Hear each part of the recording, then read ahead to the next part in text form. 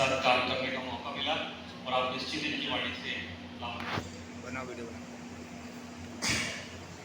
कृष्णाय वासुदेवाय हरये परमात्मने प्रणतः क्लेशनाशाय गोविंदाय नमो नमः। आज 29वां अंतर्राष्ट्रीय ज्योतिष वास्तु सम्मेलन माँ शारदा ज्योतिष तत्वाधान में हो रहा है। हमारे अग्रज और साथ में रहने वाले वर्षों से इनके साथ आज मिलकर काम किया जा रहा है। दिनेश गुरु जी जो पहला सम्मेलन था उसमें भी इनके साथ था और आज भी इनके साथ। इनकी महानता, सरलता और सहजता निश्चित ही है यहाँ तक लेके आई है। मुझे सम्मेलन में जाने का ऐसा ज़्यादा शौक नहीं रहा है, बहुत कम ही जाता हूँ, परंतु इनकी महानता, सरलता, सहजता, मधुरता और मितभाषिता ये नाम देती हैं और इसके कारण आज इंदौर से मुझे यहाँ ज्योतिष में बहुत सारी बातें हमने देखी, लेकिन ज्योतिष के यदि हम उसके उद्देश्य को देखें या ज्योतिष में जो प्रमाणित कार्य को देखें, क्योंकि पापई रेव तस्य भावस्य हानि, पापई रेव तस्य भावस्य हानि। यदि पाप ग्रह यदि अनिष्ट ग्रह में बैठ जाए, 3, 6, 8 स्थान में यदि पाप ग्रह कोई बैठता है और यदि वहां से 3, 6 तीसरे स्थान से, छठे स्थान से, 8वें स्थान के एकादश स्थान से यदि कोई पाप ग्रह बैठ कर देखता तो निश्चित है कि वो जातक को उसकी महादशा में, उसकी अंतरदशा में, उसकी सूक्ष्म अंतरदशा में, अति सूक्ष्म अंतरदशा में, योगिनी दशा में निश्चित ही की अनिष्ट करने वाला होगा। और उसमें पाप ग्रह में जैसे सूर्य, मंगल, शनि, ये सबसे ज्यादा पाप ग्रह में अनिष्ट करने वाले।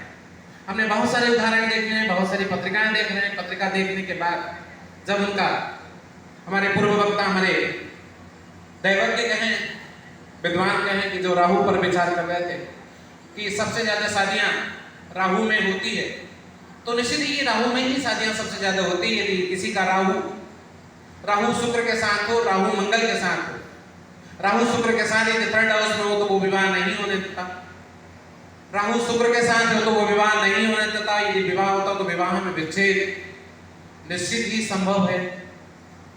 मंगल की बात करें तो राहु मंगल के साथ में यदि होता है तो निश्चित ही दाम्पत्य जीवन में बहुत सारा संदेह पैदा करता है। और यदि फीमेल की कुंडली में, लड़की कुंडली में राहु मंगल के साथ में, तो निश्चित ही कि वह एक विवाह का योग नहीं, 2 विवाह के योग, 3 विवाह के योग, कतिपय विवाह के योग बन सकते हैं, क्योंकि राहु बार बार कंफ्यूज करता है। वो डिसीजन लेने का पावर यदि राहु में है तो लेने नहीं देता। जैसे अभी हमारी देवी बोल रही थी कि 13 नंबर में जो पैदा हो उसको परेशानी होती है। 13 नंबर का क्योंकि यदि आपका शास्त्र देखें तो 4 होता है और 4 का स्वामी फिर राहु हो जाता है। राहु की स्थिति हमारे पूर्व वक्ता जो पहले वाले सत्र में विद्वान थे, वो वक्ता भी ऐसा ही कि जब तक राहु होगा, राहु का निर्णय क्षमता यदि नहीं होगी तो निश्चित ही राहु हमको तकलीफ देगा ही देगा, इसमें तनिक संदेह नहीं। ऐसी स्थिति में यदि राहु अष्टम स्थान में बैठा है और मंगल के साथ में बैठा है तो वहां भी विवाह का बहुत बड़ा अवरोधक है। और एकादश स्थान में भी यदि ज्योतिष में कहें तो इनको दुखनाथ की संज्ञा दी जाती है कि तीसरा, छठा और 11वां स्थान यदि है तो निश्चित ही दुखनाथ ही है, ये दुख देने वाले ही ज्योतिष में कितना ही। और ज्योतिषी के उपाय की यदि बात करें तो उपाय में नीचस्थ ग्रह को यदि दो, नीच का यदि राहु, नीच का यदि मंगल बैठा है, नीच का यदि शुक्र बैठा है और ऐसे ग्रहों को यदि किसी जातक को पहना दिया या उसका स्टोर उसको पहनने के लिए बातें कर दिया या पहनने के लिए एडवाइस कर दिया तो निश्चित ही राहु वहां और ही ज्यादा घातक होगा, मंगल और ही ज्यादा घातक होगा और शुक्र ही ज्यादा घातक होगा। क्योंकि यह नीच के ग्रहों को पहनाया नहीं जाता, नीच के ग्रहों का दान किया जाए। क्योंकि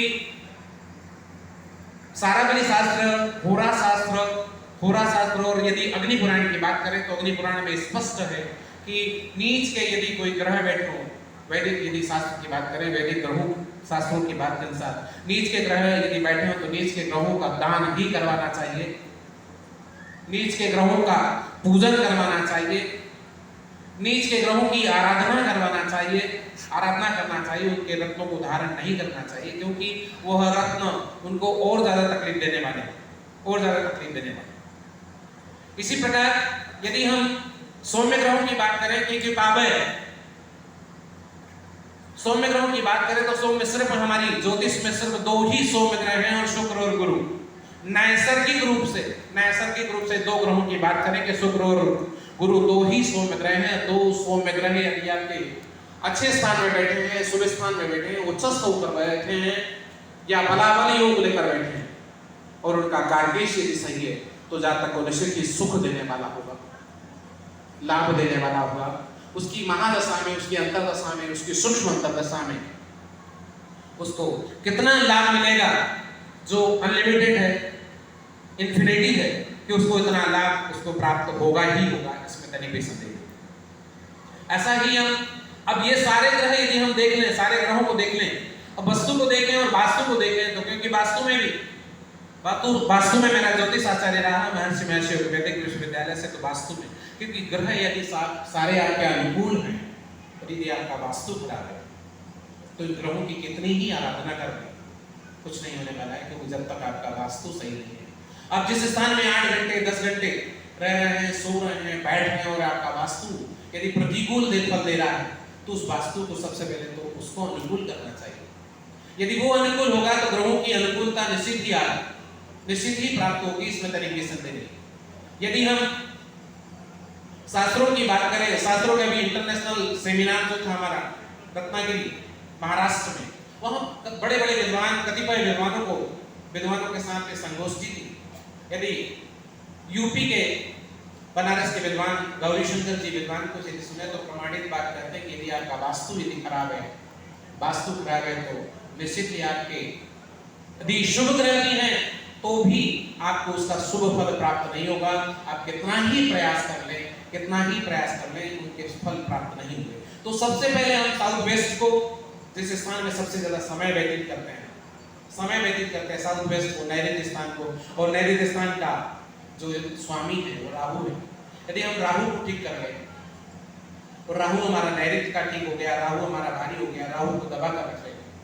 यदि वास्तु पुरुष के सिर पर यदि हमने वजन रख लिया, उसको हमने नहीं दिया, तो निश्चित है कि हमको वास्तु हमारा अनुरूप होगा, और वास्तु यदि हमारा अनुरूप होगा तो निश्चित है, क्योंकि ऐसा भी प्रमाण है यदि सारे ग्रह अनुकूल हो, सारा वास्तु अनुकूल हो, फिर वहां भाग्य की बात की। ये भाग्य आपका क्या कहते हैं? न च विद्या न च पौरुषम भाग्यम फलति सर्वत्र न च विद्या न च पौरुषम। वहां पौरुष और विद्या आपका काम नहीं करेगा। कितने हम विद्यावान, कितने वास्तुवान हो गए, वहां फिर कर्म की बात और भाग्य की बात है। ये सारी चीजों को यदि हम एक साथ जोड़कर चले तो निश्चित ही की अनुकूलता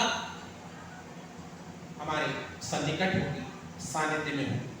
ऐसा ही शोध था मेरा वास्तु का, एक छोटा सा मैं बताता हूँ आपको कि वास्तु में कहाँ क्या करना चाहिए, उसके अनुरूप यदि हम निश्चित करें तो हमारा वास्तु हमारा अनुकूल हो सकता है। वास्तु का पद विन्यास हमने मायवर के अनुसार, सम्रांगण के अनुसार देखा है, सम्रांगण शास्त्र के अनुसार हमने वास्तु का पद विन्यास दिया। तो वास्तु पद विन्यास में बहुत सारे 32 वास्तु पद विन्यास दिए हमने। वास्तु पद विन्यास की बात में यदि हमने वास्तु देवताओं की कहाँ कैसे बलि दी जाए, उन बलियों को यदि हम यथास्थान यदि वास्तु शांति के समय, वास्तु पूजा के समय और वास्तु कर्म करते समय, या आपका निर्माण कार्य चल रहा है, आपके घर में निर्माण कार्य चल रहा है, यदि आपका अनुकूल फल नहीं दे रहा, भवन बनाने बहुत विलंब हो रहा है, तो आपके साउथ वेस्ट में वास्तु देवता की आप बलि दे दें। वास्तु देवता की बलि देने में कुछ नहीं, आपको 5 दोने लेना है। 5 दोने लेकर उसमें 5 चम्मच, एक दोने में 1 चम्मच उड़द डालना है, 5 चम्मच दही डालना है, और उसकी वास्तु देवता की इमं बलिम ऐसा प्रकार का मंत्र बोलकर यदि वहां वास्तु देवता की मंत्र की बलि दे दी जाए तो निर्माण कार्य में, आपके घर में भवन के जो दोष हैं उस दोष अपने आप दूर हो जाते हैं, और वास्तु निर्माण कार्य को बहुत जल्दी गति देता है। आपका निर्माण निर्विघ्न संपन्न हो जाता है। लोग बोलते हैं हम मकान में बहुत साल से रह रहे हैं लेकिन सुखी नहीं रह रहे, क्योंकि आपका साउथ वेस्ट दूषित है। और साउथ वेस्ट को यदि हमने व्यवस्थित कर लिया, यदि वहां कोई वास्तु वाले को नहीं बुलाना, वास्तु शास्त्री को नहीं बुलाना, आपको खर्च करने की क्षमता नहीं है, मत कीजिए खर्च। सिर्फ आप वास्तु देवता की वहां इस प्रकार की छोटी सी बलि का विधान यदि आपने दे दिया तो निश्चित ही कि वास्तु आपका प्रमाणित वास्तु होगा, और वास्तु देवता आपके खुश होकर आपको अनुकूल फल देने लग जाएंगे, इसमें कहीं भी संदेह नहीं। ऐसे बहुत सारे उपाय मैंने इंदौर में अभी तक कई उपाय कर चुका हूँ, और ईश्वर की कृपा से सभी अनुकूलता की ओर फल दे रहे हैं। मैं अपनी तारीफ नहीं कर रहा हूँ, लेकिन शास्त्र के प्रमाण के अनुसार, जैसा शास्त्रों में लिखा है, मैमत में, सवरांगण में, विश्वकर्मा प्रकाश में और वास्तु के बड़े बड़े ग्रंथ जिनको अध्ययन करने के बाद ये निकलता है, तो जब वहां उनकी की जाए। दूसरी अनुसार यदि हम देखें तो सामान्य बलि, 3 प्रकार की बलि होती है। एक सामान्य बलि होती है, एक देवता बलि होती है जो वेद के अनुसार होती है, और तीसरी बलि सामान्य विभाग की बलि होती है, जिनको बलि कैसे दी जाती है उसके देखें। स्वयं के पद में देवताओं की बलि दी जाती है, देवताओं की बलि के अनुकूल। दिनेश जी आदि आप कहें तो आगे बढ़ाऊं विषय। देवताओं की बलि कैसे दी जाती है? देवताओं की बलि के अनुसार, यदि उनके अनुसार उनको बलि दी जाए, उनकी बलि दी जाए। जैसे आर्यक में यदि 3 नंबर के 4 नंबर पर देखें, आर्यक में देखें तो उड़द की बलि और काली तिल्ली की बलि दी जाए। काली तिल्ली की बलि दी जाए तो निश्चित के वहां का देवता स्वस्थ हो जाए। महीधर नाम का जो वास्तु का एक द्वार होता है, उस द्वार पे यदि हम इस प्रकार के अंदर के देवता के बलि को कहें तो उसकी बेदी बलि, इंद्र की बलि होती है, उस बलि को दी जाए तो निश्चित के वहां का देवता संतुष्ट होता है। और इंद्र को फूल की बलि होती है। यदि 4 नंबर के बल पे देख जाए, अल्फर नाम का, भास्कर नाम का जो हमारा द्वार होता है, भास्कर नाम के द्वार पर यदि हम फूल की बलि दे दी जाए तो वहां का वास्तु देवता हमारा खुश होता है। कुछ चीजें छोड़ रहा हूं मैं, यहाँ पे बहुत सारी चीजें इसमें लिखी हुई है मैंने। बिथत नाम के द्वार पर आम की बलि दी जाए, आम के पत्ते की, आम की लकड़ी की, या आम बना हो, उससे आम का सीजन चल रहा हो तो उसकी बलि दी जाए तो वहां का देवता आपका सही हो सकता है। सुग्रीव नाम का जो हमारा द्वार है, उसमें वहां मोदक की बलि दी जाए, लाल पुष्प की बलि दी जाए तो वहां का द्वार हमारा अनुकूल हो जाता है। इस प्रकार रुद्र के द्वार पर रुद्र के मांस की बलि दी जाए, मांस की जगह उड़द की बलि दी जाए तो वह भी हमारा अनुकूल फल हो जाता है। ऐसी सामान्य बलियां बहुत सारी प्रकार की बलि बताई है। हमारे दिनेश जी बार घटी यंत्र दिखा रहे हैं, घटी यंत्र का उपयोग करते हुए मैं भी ये शास्त्र के अनुसार जो यदि प्रमाणित बात की जाए तो निश्चित ही कि उसमें लाभान्वित होगा और उसके लाभ हमको मिलेंगे। मैं ज्योतिष किया हूँ, PhD कर लिया हूँ भी।